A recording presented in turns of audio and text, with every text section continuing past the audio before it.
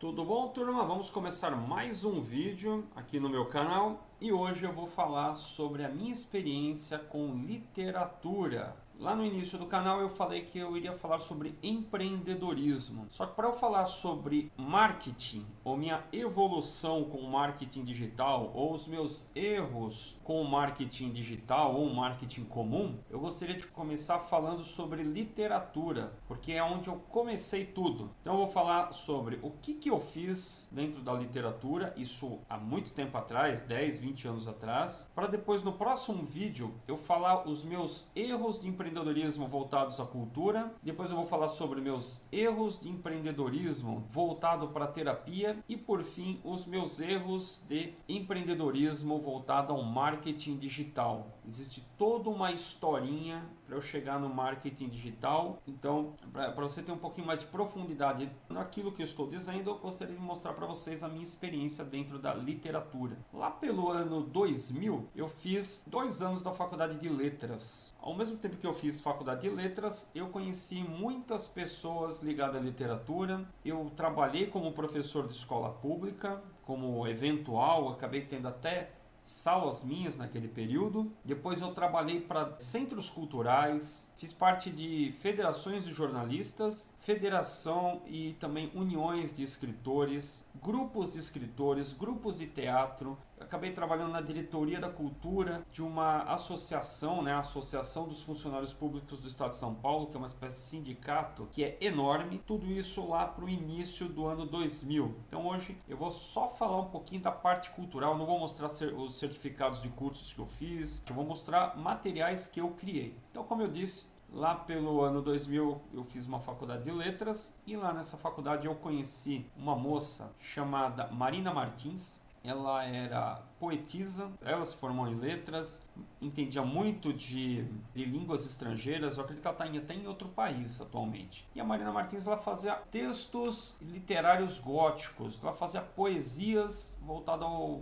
público gótico. Eu, junto com ela, criei um fanzine chamado Amor e Morte. Este primeiro fanzine que vocês estão vendo aqui em cima. Então eu junto com ela, eu acabei fazendo um fanzine chamado Amor e Morte. Ela já tinha um fanzine chamado Volúpia e Morte e eu acabei fazendo o Amor e Morte junto com ela. Este primeiro fanzine aqui que está aqui em cima. Na sequência eu criei o meu próprio fanzine, que é esse aqui, o Mercúrio, onde eu coloquei poesia visual, crônicas, coloquei poesias comuns, tinha poesias concretas, tudo aqui nesse fanzine chamado Mercúrio. Bom, e por último, eu fiz parte de um grupo chamado Olharte, que fazia poesias de diversos tipos. Foi feito este primeiro fanzine aqui, que é o Catástrofe, porque na época tinha tido aquele caso lá das Torres Gêmeas, teve um atentado lá nos Estados Unidos, e baseado nisso nós criamos o Catástrofe. O grupo progrediu bastante, tivemos até algumas entrevistas, uma delas essa daqui, para o jornal Olho Vivo. No jornal Olho Vivo ele escreveu o seguinte, grupo de poesia lança revista de fanzine. Bom, antes de mais nada, voltando aqui atrás, eu falei que eu fiz o Amor e Morte, fiz o Mercúrio, participei do Catástrofe. Mas o que é um fanzine? Fanzine é diminutivo de magazine, né? Tem a ver com magazine, que é revista. Então é uma revista caseira, a grosso modo. E ela era feita através de Xerox. Hoje, com as impressoras de toner, seria muito mais fácil para fazer um fanzine, inclusive um fanzine colorido. Mas hoje em dia, todo mundo que tem um pouquinho de criatividade já foi para a internet e está fazendo vídeos. Né? Poucas pessoas leem. Mas para escrever uma revista ou mesmo um fanzine, hoje está muito mais fácil de produzir. Então aqui é meio que um pleonasmo, aqui, revista de fanzine, quer dizer, é uma revista de uma revistinha, se fosse o caso. Mas eu acredito que o jornalista que escreveu isso, ele não sabia exatamente o que era um fanzine. Então ele colocou isso, grupo de poesia lança a revista de fanzine. Aqui embaixo estou eu, nesta foto aqui, né? Todos os membros estão aqui. E o interessante é que nós quisemos fazer uma foto bem diferente, cada um olhando para um lado. Bem parecido aí com os concretistas, né, do passado. Então aqui está um olhando para cá, outro olhando para lá e eu olhando para cá. Ninguém olhando para a câmera. Foi muito interessante. Foi uma entrevista boa para o extinto jornal Olho Vivo aqui da minha cidade, Guarulhos. Depois, o que acontece? Eu migrava, eu andava tanto com o pessoal de Guarulhos como o pessoal de São Paulo. E lá em São Paulo conheci o Lorival Sodré, que era um engenheiro, um empresário que reunia diversos escritores amadores. Então, poetas, escritores, reunia todos eles e ele incentivava, foi um grande incentivador desses escritores a lançarem coletâneas de livros. E o Lorival Sodré fazia parte do Multirão Cultural, que era promovido pela União Brasileira de Escritores, que na época, não sei se até hoje eles estão, ali na Paulista, no Conjunto Nacional, onde eles faziam reuniões toda segunda-feira. Bom, o Lorival Sodré reuniu diversos escritores amadores e lançou, entre alguns livros, esse daqui, Os Poetas da Mário de Andrade, que eu fiz parte. O lançamento foi aqui, ó, no Memorial da América Latina, na Biblioteca do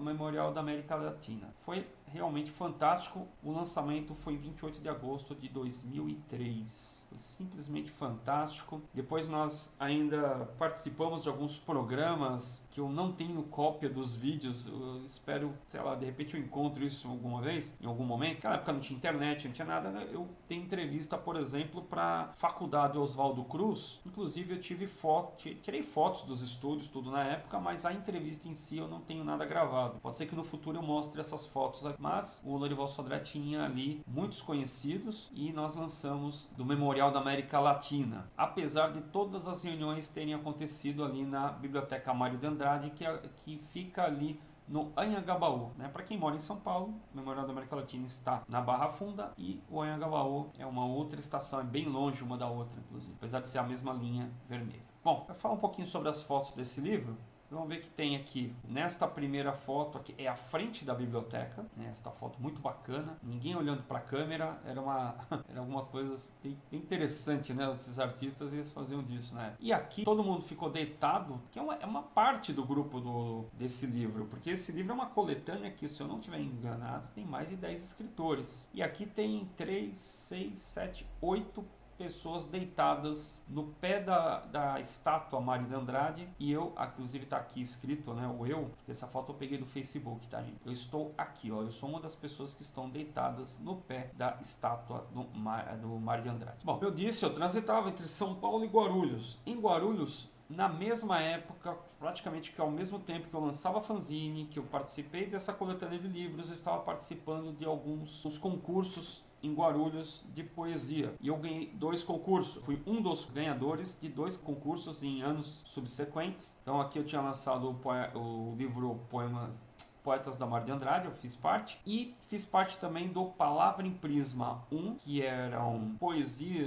poetas que ganharam concursos aqui em Guarulhos. E o Palavra em Prisma 2. Eu vou falar um pouquinho desses livros. O Palavra em Prisma 1, eu ganhei com uma poesia chamada Tendinite, que é uma poesia concreta. E o Palavra em Prisma 2, eu ganhei com a poesia E Chega. No futuro pode ser que eu mostre essas poesias para vocês, mas são poesias visuais. E eu ficava, como eu disse, sempre migrando de várias profissões, de vários locais, Guarulhos, São Paulo. E eu fui parar numa associação que é a Associação dos Funcionários Públicos do Estado de São Paulo. Na época tinha mais de 10 mil associados, uma associação enorme, existe até hoje. Eu fui contratado para trabalhar na contabilidade, depois eu migrei para o setor cultural e nessa associação eu lancei o fanzine da FEPESP, que era o quê? Uma história em quadrinho contando a história da FEPESP, que ela foi fundada lá em 1932, mais ou menos ali na Revolução Constitucionalista de São Paulo. Então aqui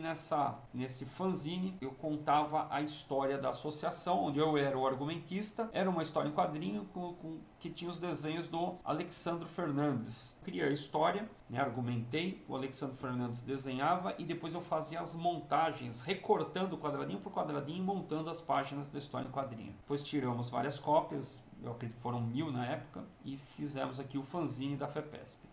Ainda na FEPESP, eles estavam implantando o ISO 9000, e eu ajudei o Alexandre Fernandes também a criar a revista da associação e a ISO 9001, acho que é 9000 esse daí, né? Bom, e na sequência, a história somos nós que escrevemos. Isso daqui foi um concurso que aconteceu dentro da FEPESP, onde eu era um dos jurados. Esse período foi muito importante porque eu cheguei a dar palestras na USP junto com escritores alternativos, pessoas que escreviam, faziam também fanzines, faziam literatura alternativa, era o termo utilizado na época. Com isso, eu acabei conhecendo também através do próprio Lorival Sodré, que eu falei que era um engenheiro, eu acabei conhecendo o Arlindo Nóbrega, que era uma pessoa que trabalhou no Diário Oficial de São Paulo, tinha contato com vários jornalistas do mundo inteiro. Até hoje, ele edita um jornal chamado Literarte e ele tinha criado na época uma federação de jornais alternativos ou jornais de bairro, revistas alternativas, etc. E as pessoas se associavam a essa federação. Era uma federação já, não era nem uma associação, era algo grande, que infelizmente não existe mais. Mas na época eu fui muito ativo dentro dessa federação, ela se chamava FEBAC. Pode ser que no futuro eu faça um vídeo só sobre ela.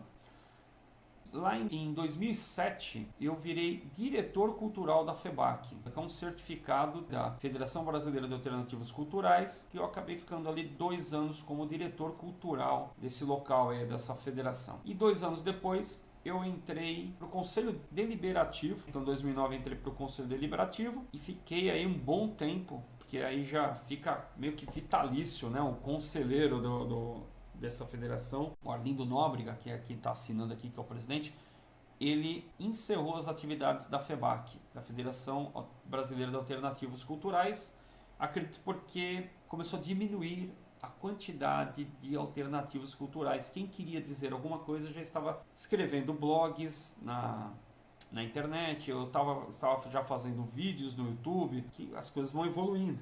Então não tínhamos mais alternativas culturais em grande quantidade associados a essa federação e essa federação foi extinta. Eles me chamaram para eu assinar as atas finais ali para encerramento da federação e a federação foi extinta. Bom, essa foi a minha primeira ligação com a literatura. Tenho muito interesse no futuro voltar a escrever, voltar a lançar livros.